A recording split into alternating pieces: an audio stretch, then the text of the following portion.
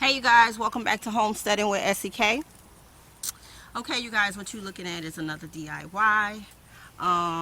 This is my Dollar Tree stackable tier. And you guys, if you do not have the finances to get you a green stalk, well, you can make your own for, I would say, less than 15 bucks. Now the tiers I got from Dollar Tree, they were $1.25 each, so I got 11.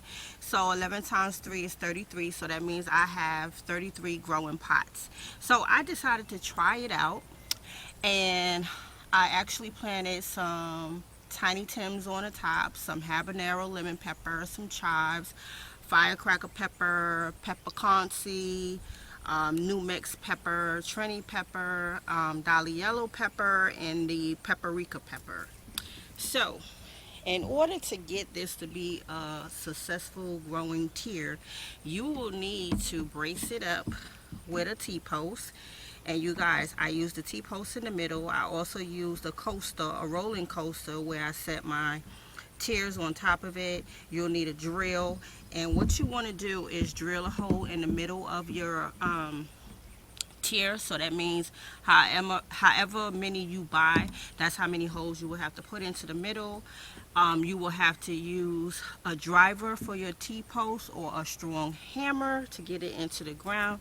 And if you are infested like me with rocks, you're probably going to have to use the driving tool, which is a driving post. Mine is somewhere out in the yard. I have no clue where it's at right now, but that's what I use to drive my T-posts in. And most T-posts, as you can see, come in different sizes. I think mine is a 5 foot tall one. It may be even a 4 foot, but I'm thinking it's a 5 foot. And as you can see, my coaster over there, that's on wheels. The drill bit, if you are familiar with using a drill or a compact gun, you will have to use something that is going to make your hole big enough for the middle. I have no idea what driver size I used, but it is big enough to make a big enough hole to put the T-post in the middle. So another reason why I stacked it this way, you guys, is that these tiers are not the strongest tiers. I don't know how long this is going to last. It may give me 3 summer seasons, maybe even longer than that. But remember, you pay what you get for. So again, they are $1.25 at Dollar Tree. They're not the strongest. They're very flimsy, so I want to put that out there. But you still can grow a lot. And if you are a beginner gardener and you're looking at the green stalk, I would say this is the way to go before you spend the between $100 and $150 for a green stalk. You guys already know I have a green stalk in my right side that I have been enjoying growing in, but we also know that the green stalk is not that expensive, but it can get very pricey if you don't catch them on sale.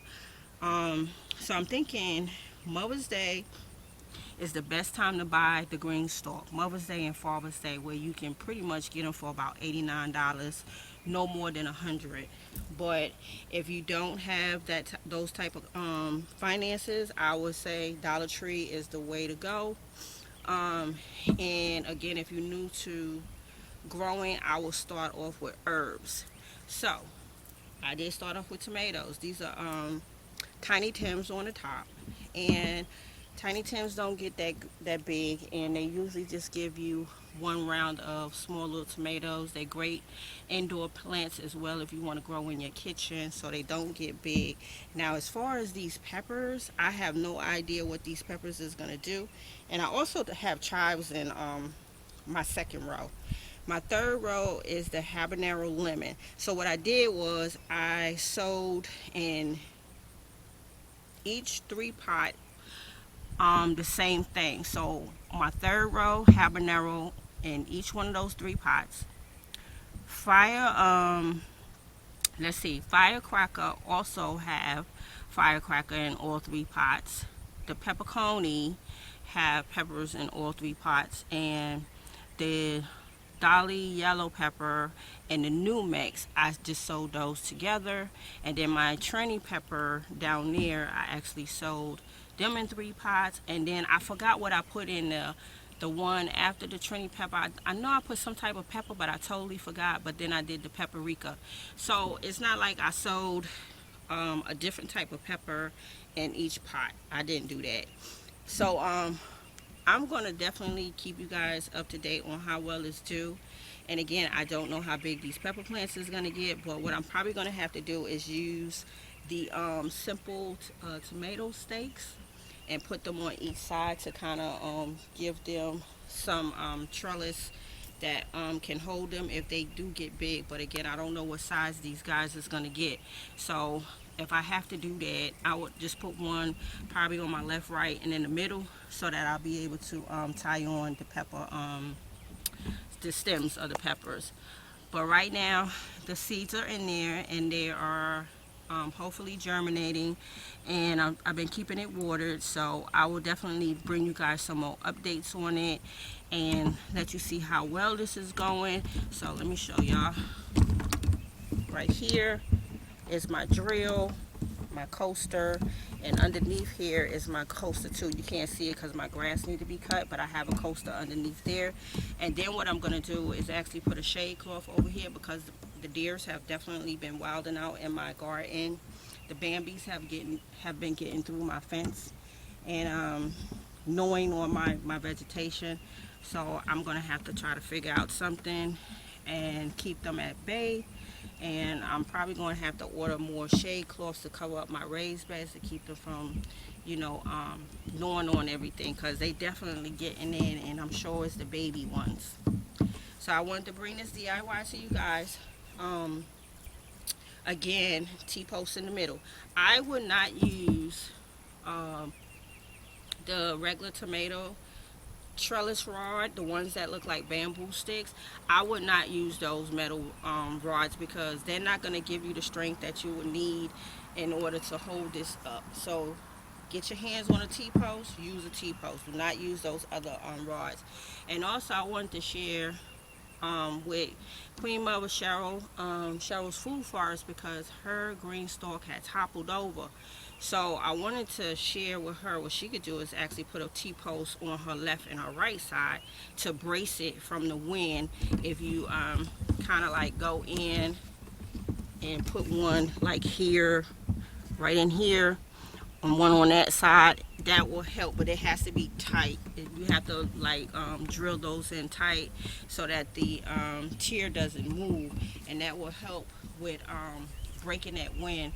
Because she was saying in her video that they say the green stalks don't topple over because of the amount of soil that you use and stuff like that, but anything could topple over with wind. So I just wanted to share that with her if she is watching my video. Queen Mother Cheryl, get you 3 T-posts and put them on the side, hammer them bad boys in, and hopefully that will help you keep your green stalk up and standing with the strong winds. All right, family, this is SEK. I hope you guys enjoyed this DIY, and if you have any methods on how to improve, drop me a line. Also, let me share this real quick, you guys, before I cut off, because I was getting ready to cut off. At the bottom of each one of your pots, there is an area where you can poke out the hole. My suggestion to you is only to poke out one hole, because what's going to happen is the hole that's in the middle, where you draw that put that T-post in, the water is going to be able to seep out right in there, which is good because it will trickle down to the rest of the pot. Also, when you get ready to plant in your tier, put some coffee liners at the bottom to help restore, to help keep your moisture levels up, instead of your water just dripping out and evaporating fast. And that's what I did. I put coffee liners at the bottom of each one of my pots, so that will help with moisture, because you don't want to plant all the time, water, and you're just losing soil eventually. So remember what I said, just poke out one hole. Do not poke out all 3 holes. Most videos is going to tell you, and the pot going to tell you, to poke out all these holes. I would not do that. Alright, you guys, so I just wanted to share that tip with you guys real quick. So I hope you guys enjoyed this DIY. This is SEK the Homesteader. I will see you guys on the next video. Thank you so much for tuning in. Happy gardening. See you guys real soon. Peace.